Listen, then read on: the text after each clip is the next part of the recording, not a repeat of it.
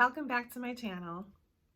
Today I want to talk about something that is very near and dear to my heart, and that is interior design, specifically things that are making your house look ugly, okay? For those of you who may not know, I am an interior designer. I work at a retail store, and so I see a lot of the inside of people's houses, okay? They share their photos with me, ask for tips and advice, ask me to recommend furniture and help them design their space. So I have seen the good, the bad, and the ugly. I've seen it all. So I am here to share with you what not to do in your home if you don't want it to look ugly. Disclaimer. Some of these things I do have in my own space. I am not here to judge you. This is just for entertainment, just to have a good laugh. Let's dive right in to the first thing that is making your house look ugly: wall-to-wall carpeting. That is the first thing I notice when I walk into anyone's home. If you walk in and you see wall-to-wall carpeting, you immediately think, oh boy, I better take my shoes off.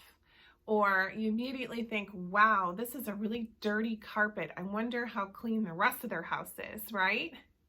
Because there's just no way to have wall-to-wall carpet in your home that is pristine. It's always going to be stained. It's always going to look dingy. You're always going to see a wear pattern where people walk, right?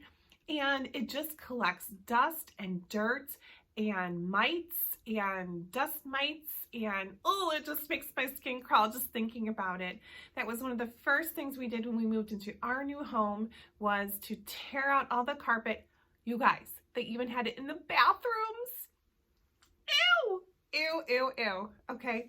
Wall-to-wall carpet is something that is an easy fix. You can tear that out. You can even get something inexpensive like a tile that looks like wood, a laminate. I don't care. Just get rid of that nasty carpeting, because everyone's judging you. Everyone's noticing it and they think it's gross, okay?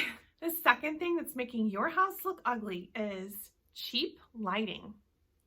Have you ever been to Home Depot or Menards, one of those big box stores, and walked through their lighting department?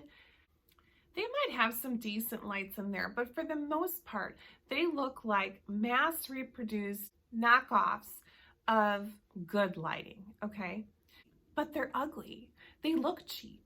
The lighting is the jewelry of your home. So if you're gonna go cheap on your jewelry and wear some crap, people are gonna be like, it makes the rest of your outfit look bad, right?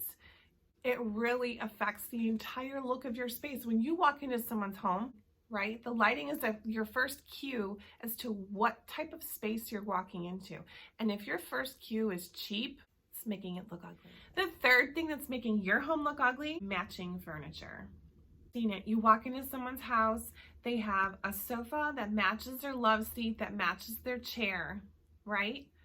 And then the coffee table, the wood of the coffee table matches the wood on the legs of the chair, matches the entertainment center. It all matches, right? That is the easiest way to buy furniture, is to walk into JCPenney or Value City Furniture and look at a room and just say, yep, wrap it up, I'm gonna buy that. It's the easiest way to buy furniture, but there is no creativity in that. You're not showing off your personal style. A home should look like a collection of pieces that you have curated over time, pieces that you love, and they're in your home because they're there because you love them, right? Not because, they were okay and they all match, so I just bought them all. They might not even fit in the space. Some people buy this suite of furniture, and I see this a lot in bedrooms. It's clustered in. They've got the matching dresser, the matching nightstand, and it's closing in the space, and it doesn't even all fit in there, but it was a set, so they had to get it, right? Try mixing up your woods. I'm not saying nothing in the room has to match, but maybe if you have a dresser and a headboard that match, maybe get some nightstands that are a different wood tone, or maybe a different metal. It can really make your home look more elevated and like you put some thought into curating the pieces in your collection. Speaking of curating pieces, the next thing I want to talk about is artwork.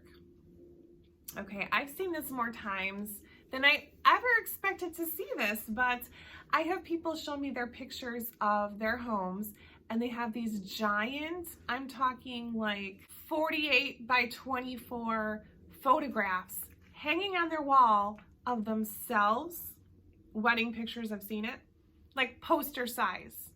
You walked into the living room and she asked me for design advice, and there's 3, boom, boom, boom, above their sofa, poster size photographs from their wedding day with their dogs. Or you see pictures that the people have, and I get this, I did get kind of carried away when I had my first child. I did get like the framed artwork, right? It's like the 8 by 10 and it's framed and it's matted and of your new baby, right? A lot of people do this with their pets as well. I understand you love your pets. Maybe you love looking at yourself too. I don't know. But when you walk into someone's space and there is a giant poster of them, you can't focus on anything else in the room. It's very off-putting. Okay.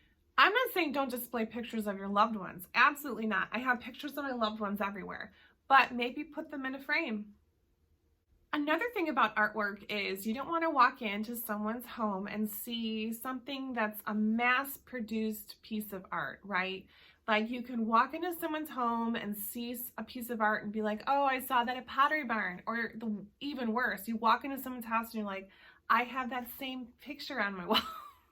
Your artwork in your home should tell people about your personality. It should be something that you love, something that you enjoy, something that brings you joy, and something that represents you. What I love is when I have clients that go to local art shows and buy works of art by a local artist. I mean, why not? That's what their work is for, right? They create art.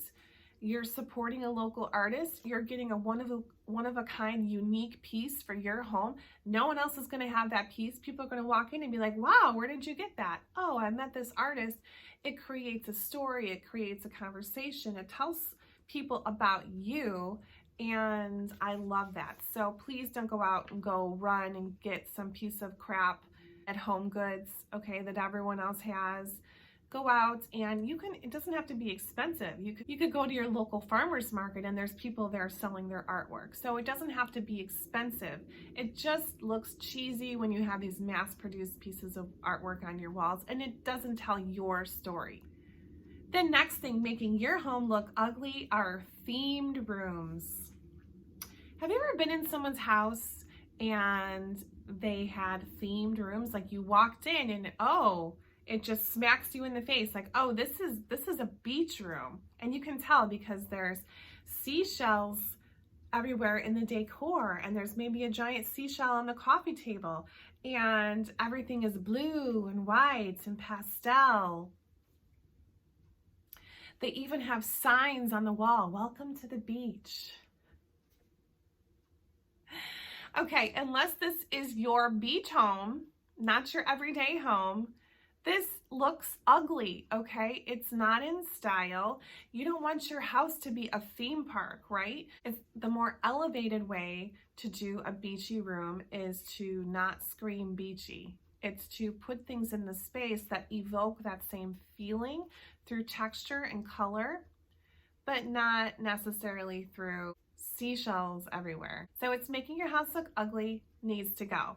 Okay, and the last thing that is making your home look ugly is clutter. I've had people come to me with a photo of their room and ask me what furniture I think they should buy, but there is a literal plastic shelving unit on the side wall, and that is all my eye is fixed on, and all their exposed clutter that is on display, and I couldn't even focus on helping them pick furniture because why would you have an open plastic display cabinet in your beautiful home? You're going to spend a lot of money on furniture to purchase, to put in this home, but your clutter is all people are going to notice, right? Right now the trend is for open cabinetry in kitchens, But let me tell you, if you've got your crock pot up there, you've got your mismatched dishes, it's not going to look like it does in the magazine, right? Because it's all color coordinated and beautiful.